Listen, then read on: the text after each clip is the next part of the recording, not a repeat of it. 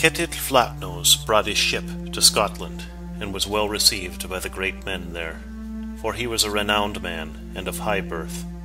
They offered him there such station as he would like to take, and Ketil and his company of kinfolk settled down there, all except Thorstein, his daughter's son, who forthwith betook himself to warring, and harried Scotland far and wide, and was always victorious. Later on he made peace with the Scottish, and got for his own 1/2 of Scotland. He had for wife Thorith, daughter of Eyvind and sister of Helgi the Lean. The Scottish did not keep the peace long, but treacherously murdered him. Ari, Thorgilsson, the wise, writing of his death, says that he fell in Caithness. Auð the deep-minded was in Caithness when her son Thorstein fell. When she heard that Thorstein was dead, and her father had breathed his last, she deemed she would have no prospering in store there. So she had a ship built secretly in a wood, and when it was ready built, she arrayed it, and had great wealth withal. And she took with her all her kinfolk who were left alive. And men deem that scarce may an example be found that any one, a woman only, has ever got out of such a state of war with so much wealth and so great a following. From this it may be seen how peerless among women she was. Auð had with her many men of great worth and of high birth. A man named Kolk was one of the worthiest among her followers, chiefly owing to his descent, he being by title a Hersir. There was also in the journey with Auð a man named Horth, and he too was a man of high birth and of great worth. When she was ready, Auð took her ship to the Orkneys. There she stayed a little while, and there she married off Grol, the daughter of Thorstein the Red. She was the mother of Greylad, who married Earl Thorfinn, the son of Earl Turf Einar, son of Rognvald, Mir Earl. Their son was Hlodvir, the father of Earl Sigurd, the father of Earl Thorfinn. And from them came all the kin of the Orkney Earls. After that, Auð steered her ship to the Faroe Isles, and stayed there for some time.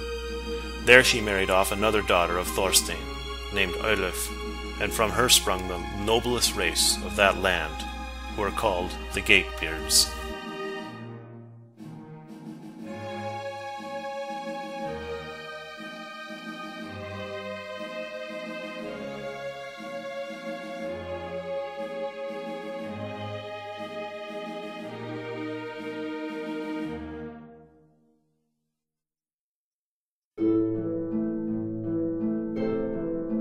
Auð now got ready to go away from the Faroe Isles, and made it known to her shipmates that she was going to Iceland. She had with her Olaf Felon, the son of Thorstein, and those of his sisters who were unmarried. After that she put to sea, and, the weather being favorable, she came with her ship to the south of Iceland to Vikraskeið. There they had their ship broken into splinters, but all the men and goods were saved. After that she went to find Helgi, her brother, followed by 20 men. And when she came there, he went out to meet her, and bade her come to stay with him, with 10 of her folk. She answered in anger, and said she had not known that he was such a churl. And she went away, being minded to find Björn, her brother, in Broadfirth. And when he heard she was coming, he went to meet her with many followers, and greeted her warmly, and invited her and all her followers to stay with him, for he knew his sister's high-mindedness. She liked that right well, and thanked him for his lordly behavior. She stayed there all the winter, and was entertained in the grandest manner, for there was no lack of means, and money was not spared.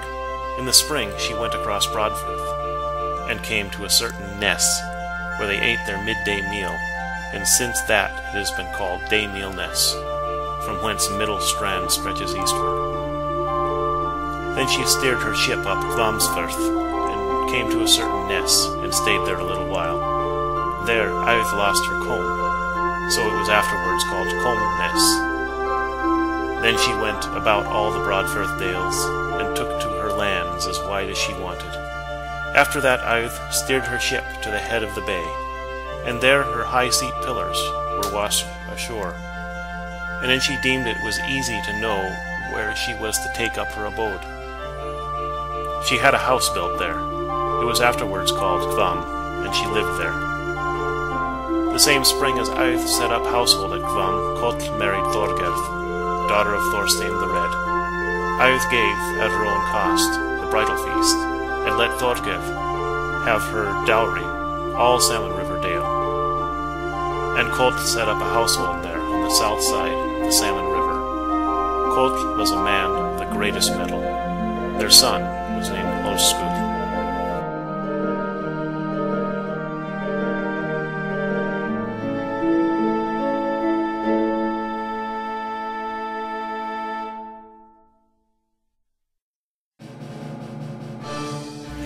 After that Auð gave to more men parts of her land take.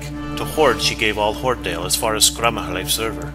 He lived at Hordebostad, and was a man of the greatest mark, and blessed with noble offspring. His son was Ausbjorn the Wealthy, who lived in Ornolfsdale, at Ausbjornstead, and had to wife Thorbjörg, daughter of Midgirskegi. Their daughter was Ingibjörg, who married Illigi the Black, and their sons were Hermund and Gunnlaug Wormtongue. They are called the Gilspecking race. Auð spoke to her men and said, Now you shall be rewarded for all your work, for now I do not lack means with which to pay each of you for your toil and goodwill. You all know that I have given the man named Erp, son of Earl Meldon, his freedom. For far away was it from my wish that so high-born a man should bear the name of thrall. Afterwards Auð gave him the lands of Sheepfell, between Tongue River and Mid River. His children were Orm and Asgeir, Gunnbjörn and Haldis, whom Alfadales had for wife. To Sokolf Auð gave Sokolfsdale, where he abode to old age. Hundi was the name of one of her freedmen. He was of Scottish kin. To him she gave Hundadale. Osk was the name of the fourth daughter of Thorstein the Red. She was the mother of Thorstein Swart the Wise, who found the summer ache. Thorhild was the name of the fifth daughter of Thorstein. She was the mother of Alfadales, and many great men trace back their line of descent to him. His daughter was Thorgerð, wife of Arimarson of Rignis, the son of Atli, the son of Ulf, the Squinter, and Björg. Eyvind's daughter, the sister of Helgi the Lean. From them come all the Rignesings. Vigdis was the name of the sixth daughter of Thorstein the Red. From her come the men of Headland of Isleforth.